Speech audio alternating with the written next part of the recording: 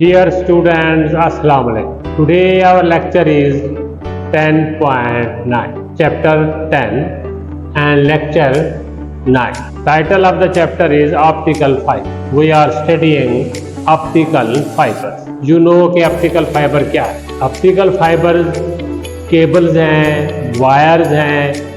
पहले cable use होती थी for the transmission of signal from one place to other, from one point to other, from one country to other, from satellite to earth, from earth to satellite and so on. पहले हम use करते थे copper cables जो कि ज़्यादा healthy होती हैं और उनका वजन ज़्यादा होता है। उसके मुकाबले में लाइट वेट केबल यूज हो रही हैं जिनको हम ऑप्टिकल फाइबर कहते हैं। ये गिलास की होती हैं या प्लास्टिक की, लाइट वेट होती है। इनमें जो कैरियर वेव के तौर पे यूज होती है वो यू नो कि लाइट वेव यूज होती है। लाइट वेव की स्पीड भी वही है जो बाकी इलेक्ट्रोमैग्नेटिक वेव की है, लेकिन इसमें नंबर ऑफ वेव लेंथ इकट्ठे मूव करती हैं।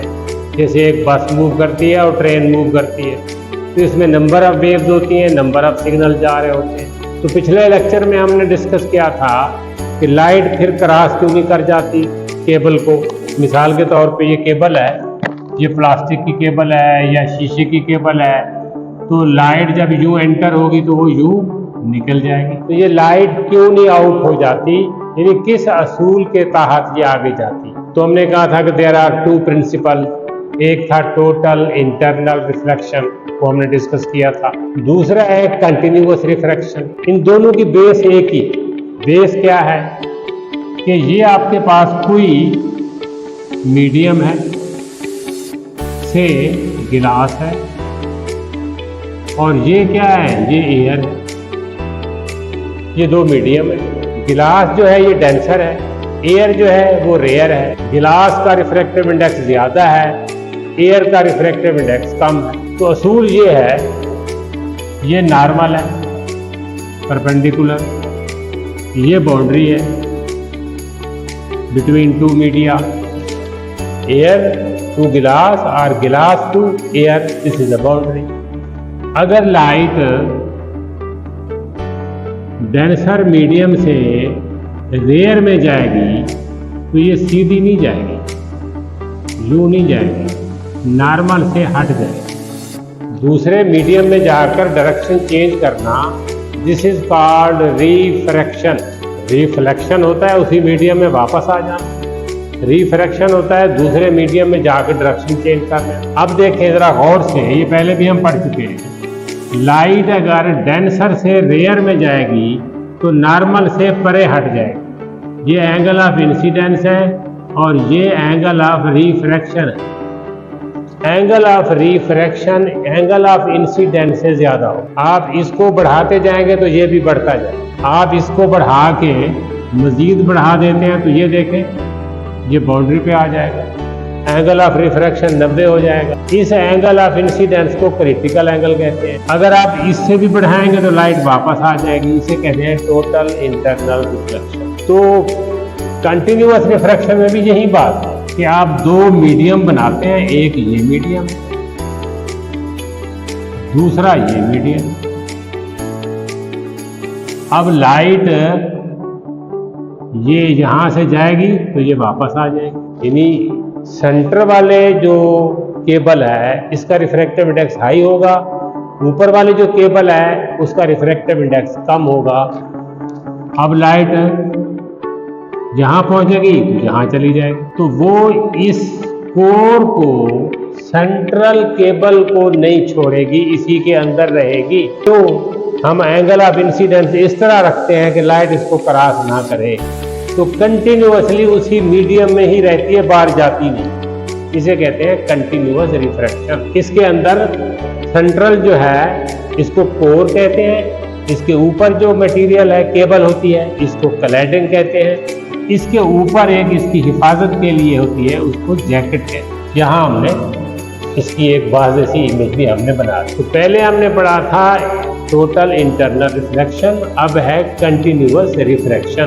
कि इस तरीके से लाइट इन होती है कोर के अंदर, सेंट्रल केबल के अंदर, कि लाइट इसको क्रॉस ही नहीं करती। ये डिपेंड करता है एंगल ऑफ इंसिडेंस के। तो दूसरा मेथड, पहला था टोटल इंटरनल रिफ्लेक्शन, दूसरा है कंटिन्यूअस रिफ्रैक्शन। क्या डिस्कस कर रहे हैं? Principle, fibre optic principle. ये फाइबर, ऑप्टिकल फाइबर में, प्लास्टिक की तारों में, शीशे की तारों में लाइट कैसे ट्रेवल करती है सिग्नल को लेकर। This is an other mod of propagation. Mod कहते हैं वे को, तरीके को। एक था टोटल इंटरनल रिफ्लेक्शन के angle of incidence critical angle से ज्यादा हो, लाइट वापस आ जाए। लेकिन अब ये लाइट बाहर जाने की जरूरत ही ना पड़े तो ये कंटिन्यूअस रिफ्रैक्शन। ये दूसरा तरीका है लाइट के प्रोपगेट करने का, आगे जाने का, through optical fibre in which light is continuously refracted within the fibre. Light मुसलसल सेंट्रल फाइबर में ही रहती है। Here central core has high refractive index. इसका रिफ्रैक्टिव इंडेक्स सेंटर का बहुत ज्यादा होता है। कॉल्ड जो कोर है, सेंट्रल कोर, सेंट्रल वायर जो है उसको कोर भी कहते हैं, सेंट्रल वायर भी कह सकते हैं, कोर भी कह सकते हैं, सेंट्रल वायर भी कह सकते हैं। इसका रिफ्रैक्टिव इंडेक्स हाई होता है। एंड कलेडिंग, कलेडिंग क्या होना है? ये दूसरी, ये कोर है, ये कलेडिंग है, ये हिफाजत के लिए प्लास्टिक की होती है, जैकेट है। तो central core high refractive index, cladding उसकी निस्बत लोअर रिफ्रैक्टिव इंडेक्स।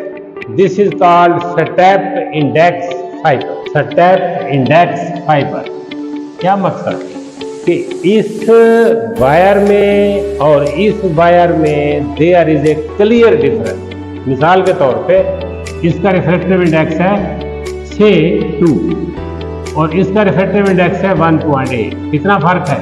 0.2 का क्लियर डिफरेंस है। इस जैसे सीढ़ियां होती हैं, ये एक क्लियर डिफरेंस हो, क्लियर एक स्टेप हो, 6 इंच का, 4 इंच का, 2 इंच का, एक जिंजा आप कोई सीढ़ियाँ चढ़ते जा रहे हैं तो ये एक स्टेप आता है।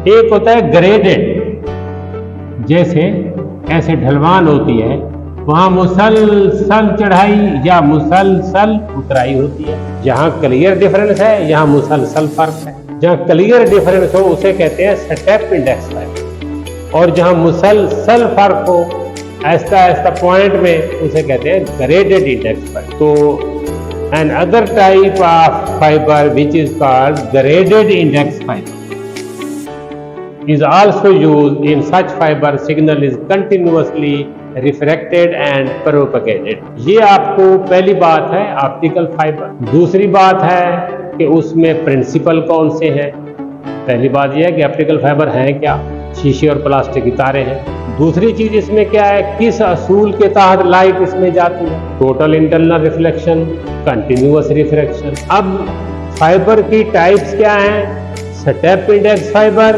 And graded index fibre. Step index fibre में दो मुख्तलिफ मटेरियल की वायर होगी, एक सेंटर में, एक उसके ऊपर हो। आप बिजली के तारों को भी गौर से देखें तो आपको ये बात समझ आ जाएगी। इसी तरह ग्रेडेड में एक ही मटेरियल, सेंटर वाला हिस्सा गाढ़ा होता है, ऊपर वाला हिस्सा जरा उसकी रिफ्रैक्टिव इंडेक्स यानी पार्टिकल दूर दूर होते हैं। यहाँ हमने इसी चीज को बयान भी कर दिया है कि types of optical fibre. Optical fibre की टाइप्स क्या है? 3 है।